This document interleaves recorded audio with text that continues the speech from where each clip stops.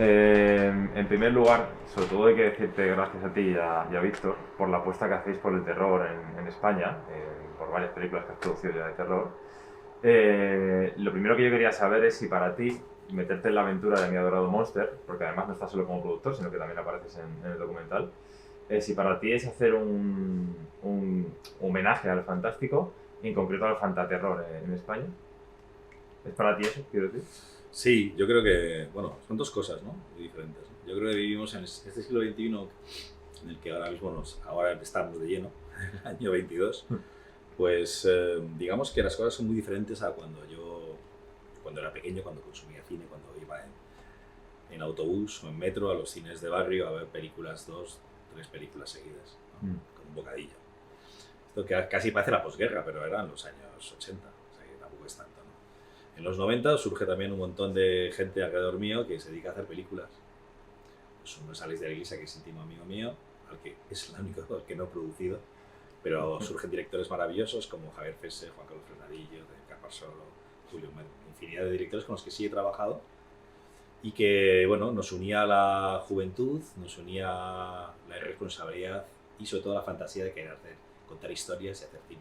Unos en un sitio, otros en otro, unos son directores, otros son cámaras, otros son actrices, otros son productores. A mí me tocó ser productor.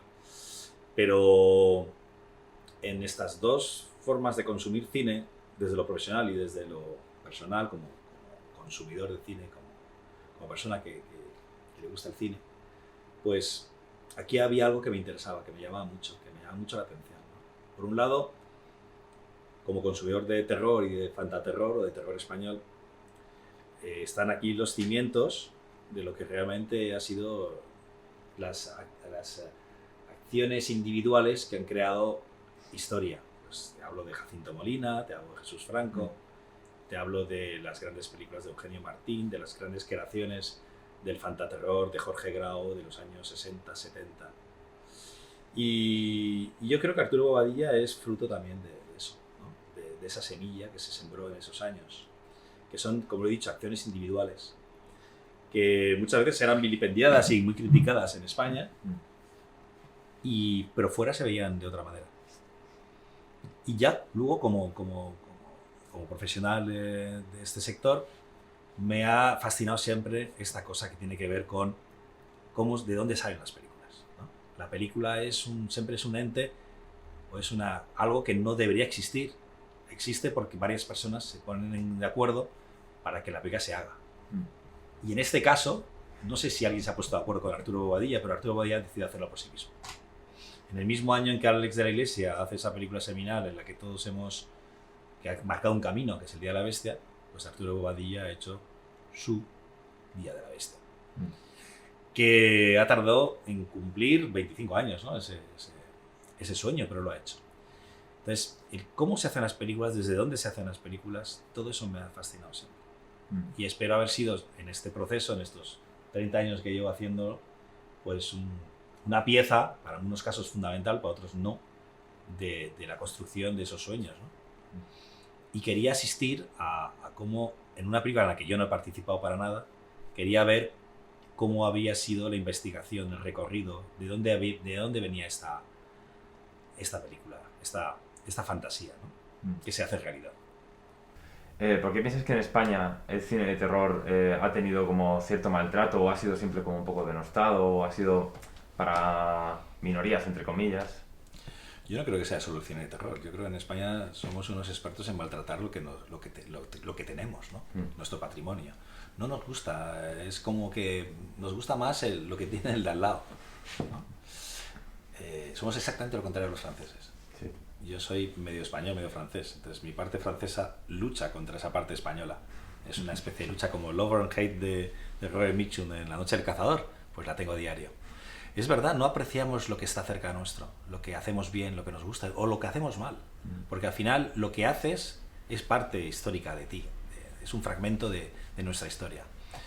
Yo creo que en el momento las élites vieron aquella extravagancia de que hubiera un Valdemar Daminsky interpretado por un hombre que hacía halterofilia en España, pues como una extravagancia popular sin sentido. El tiempo no le ha dado la razón a esa élite. porque esas películas que eran de consumo popular y que eran enormemente populares, también lo fueron fuera de España. Y que incluso lo fueron más fuera de España. Y esa extravagancia del hombre lobo, pues curiosamente es un mito de los pocos que ya Terence Fisher en La maldición del hombre lobo, con Henry Berret, establecía en España. Es decir, que de alguna manera no somos capaces de generar nuestra mitología. Y si no la generamos nosotros, la generan otros. Y eso es lo que da mucha rabia. Entonces, para 4 iluminados, / zumbados, / genios que lo han hecho, creo que no estamos en disposición de poder machacarles. Creo que nuestro patrimonio tenemos que recuperarlo pronto antes que se disuelva en la memoria histórica, y creo que es necesario recuperarlo pronto, porque las nuevas generaciones apenas saben de estos esfuerzos que se hicieron, y seguramente les puedan iluminar caminos para hacer otras cosas mejor, diferentes, como sea. Pero esos son los cimientos. Si nosotros dejamos atrás nuestros cimientos y no los valoramos, pues podemos perfectamente asumir los de otros, ¿no? Pero me parece que sería una pena, sería una lástima no entender la obra del fantástico europeo sin entender, como lo hacen los franceses, como lo hacen los ingleses, a Paul Naschy, a Jesús Franco, a Eugenio Martín, a Jorge Grau, a Chicho Meñez Serrador, no sé, a infinidad de creadores que sí son importantes fuera. Yo, mira, te voy a contar una anécdota. Estuve una vez, me encanta que estemos aquí porque en 8:30, porque Jesús, que en paz descanse, que era muy amigo mío y sigue siéndolo, está ahí arriba, me dijo: Enrique, me tienes que hacer un favor, ahora que vas mucho a Los Ángeles, te voy a dar unos carteles de unas películas de James Franco que me ha pedido Tarantino. Y yo, joder, un marrón, tío. Ahora te voy a llamar a Tarantino a la puerta como si fuera Bond, llamando a tu puerta, un tipo que lo hará a través de agentes y tal. Al final lo hice. Es verdad que es una época que estuve en Los Ángeles viviendo, y entonces quedé con él y dice: ¿pero para qué es? No, para unos carteles. Ah, fenomenal, tal. Y le conocí, me invitó a una fiesta, y entonces me dijo: pero si eres productor de cine, ¿por qué no estás produciendo a Chicho? Y esa pregunta me tocó. Dije, pues tiene toda la razón. Es decir, tenemos una serie, luego, obviamente la respuesta es mucho más compleja, ¿no? Porque Chicho estaba también en una situación personal, su situación profesional, pero sí, es decir, que él era un admirador de nuestro cine y de ciertas películas, y conocía muchas más películas que la mayoría de los cinéfilos en España. Entonces, eso te hace no solo te hace reflexionar, sino básicamente es una bofetada en la cara. Sí, al fin y al cabo es no denostar o no perder nuestra identidad que se está generando día a día. Sí. ¿Por qué piensas que el documental, o no sé si tú formaste parte de la concepción, por qué piensas que le viene bien o tiene parte cómica, que tiene ese tono cómico? Yo creo que el documental o la película, yo hay momentos al lado en que no sé, es un documental de ficción, o es una ficción documentada, no sé muy bien. Hay algo muy interesante, ¿no? Este año no han nominado a la película, una de las mejores películas del año, que es la de Jonás Trueba, porque lo llaman documental. Yo no creo que sea un documental. Es decir, me gusta mucho en el siglo XXI, lo más interesante es la hibridación de los géneros. Entonces, ¿hasta qué punto Víctor lo que ha hecho es construir una investigación, y esa investigación es una ficción? Porque hay claros elementos de ficción, hay una recreación también alegórica, metafórica, fantástica, sobre el monstruo que cada uno tiene, sobre el monstruo que persigue a Arturo.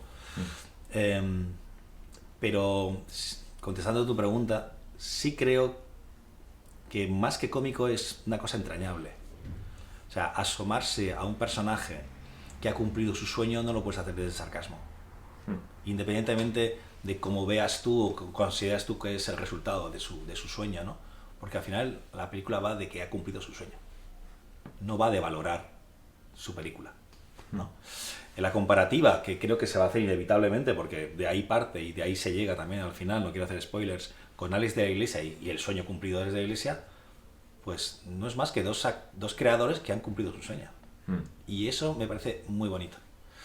Y yo jamás hubiera entrado, jamás me hubiera planteado entrar si no fuera una película que dignifica a cualquier tipo de cineasta, de creador, de ser humano. Creo que eso es muy importante.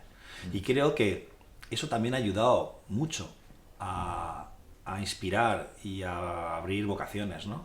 una película como El Día de la Bestia es una película en la que muchos chavales de repente dijeron, tengo una cámara de vídeo, puedo comprármela, puedo hacer yo también El Día de la Bestia, ¿no?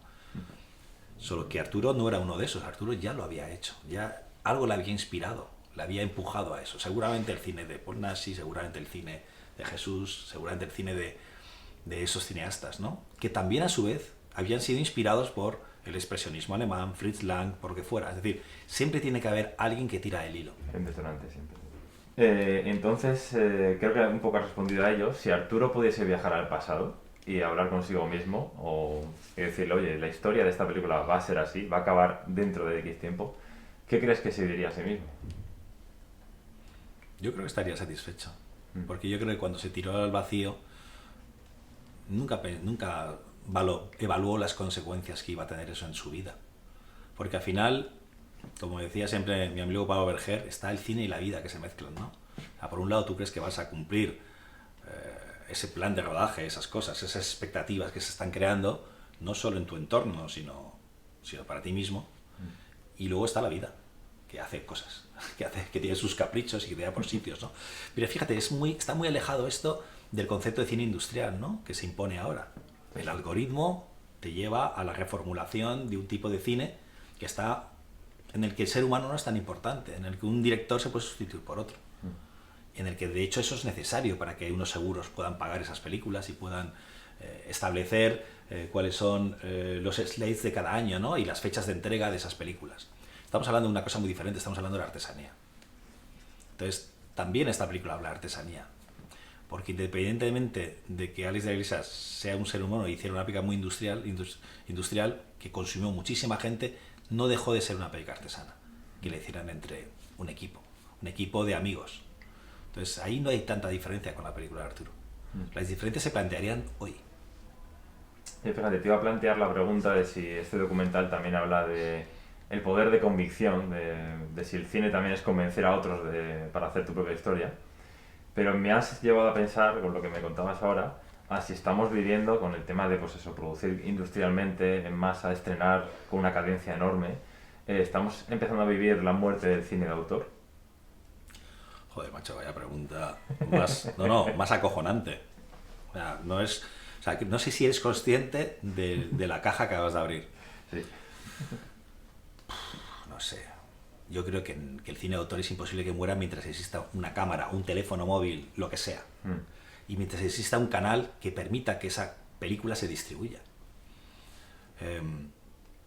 Lo que sí es cierto es que los canales más populares, los más grandes, les cuesta aceptar la autoría o ese cine.